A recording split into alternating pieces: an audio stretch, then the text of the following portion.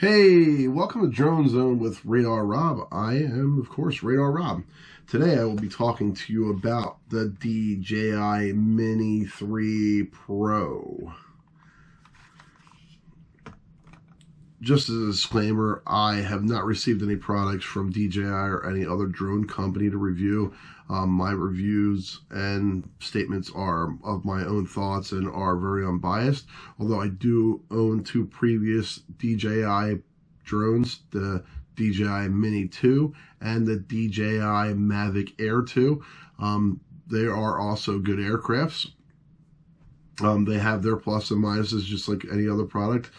Today I just want to dig into this Mini 3 Pro, give you some info, some insight from just a regular old working man who, bought the drone and is now, reviewing it to see what the plus and minuses are. Is it good for you to buy? Is it the right product for you? Well, stick around because we're about to dive in. So when I first pulled this DJI Mini 3 Pro out of the box, it felt really light. I mean, even lighter than the Mini 2 it felt to me. I actually questioned whether there was a battery in it, and there was. Some of the cool things I noticed right away is, first of all, this gimbal cover. Although it looks different and odd, it's actually the best gimbal cover I've seen from DJI yet. You just pop it gently out of those two holes and off it goes, and then it pretty much goes back on just as easy. It pops right back in. So I think that's a pretty cool advancement by DJI. Another good thing I saw right away about this drone that made me think, wow, they are really tapping into the inner thoughts of us drone enthusiasts, is the arms. It doesn't matter how you open the arms on this drone. You don't have to swing open the arm before you open the dead arm anymore, which makes it a lot easier, and honestly, you don't have to remember which arm to open or how to open it. Some of the other things I really like about it are these sensors. It's got front, back, and downward sensors. And the landing gear. Normally you have a landing leg on the arms. Right here, they just got these two little, I would call them landing nubs on the bottom. And although it gives the drone a kind of weird shape, it kind of works when it lands. If it goes down into, dirt, it kind of, doesn't get wobbly. It stays kind of steady and stern. And also a big thing is this DJI RC Pro controller. Honestly, I had mixed emotions about whether I wanted to get this drone with that, based off of a lot of people on their reviews saying that this loses signal, and various other issues with firmware. I have to be honest, I've flown it about 10 times in the last week, and I haven't found any connection issues. The only one piece of advice I can give people is when you go ahead and you open this drone up, get it all charged up, make sure that you go into the transmission tab on your RC Pro remote and go ahead and change it to 5.6 gigahertz. That seems to be the most clearest, concise signal between the drone and the remote. I did back off, however, and just put it into 2.6, and I seem to have a little bit of connection problems after about 300 or 400 feet, even though I was well within visual line of sight. So that setting may help a lot of people. Negatives, honestly, I'm going to talk about this battery.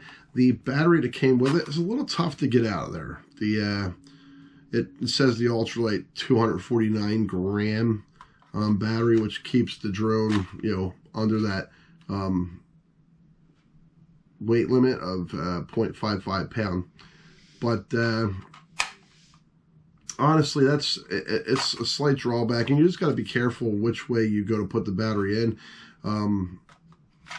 And then, but it does click in here pretty well, and it stays in there, and it's sturdy. So, I won't complain too much about that. I also heard a lot of people complain about the, memory card slot and not being able to get the memory card out. I gotta be honest, it's not that hard. It goes in and out pretty easy. I don't have much of a problem with it. So, that's for sure. You can charge the batteries in the drone, or I did purchase the Fly More combo, got the charging pack and 2 intelligent batteries with it. Overall, so far, it's been a pretty good drone.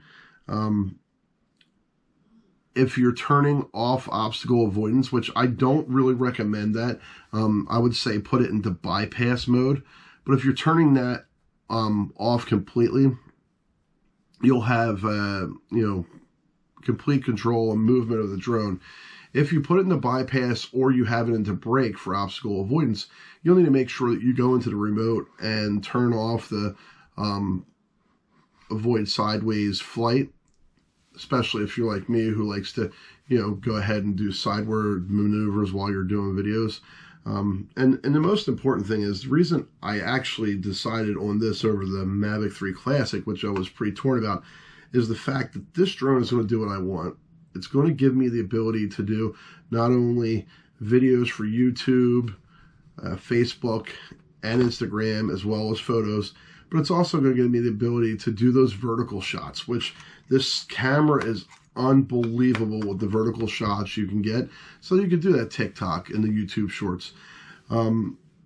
Anything it can do in the wide angle camera, it can also do in the vertical. So you can kind of take your snippets and you can go ahead and put them into, whatever media, social media you want to be in.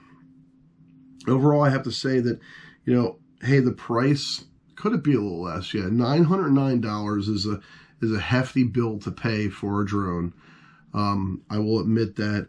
And then the Fly More combo, you're looking at about $250. Overall, if you're putting an investment in to have fun, make this your hobby, or if you're trying to get into a smaller grade business, this might be the drone for you. I highly recommend it. I'll do some follow-up reviews and we'll see what this puppy can do. Thanks for watching. If you like what you saw, click like and subscribe. Everybody have a great night. Remember, be kind to the skies. Be kind to yourself. Be kind to everyone else. Radar Rob, out.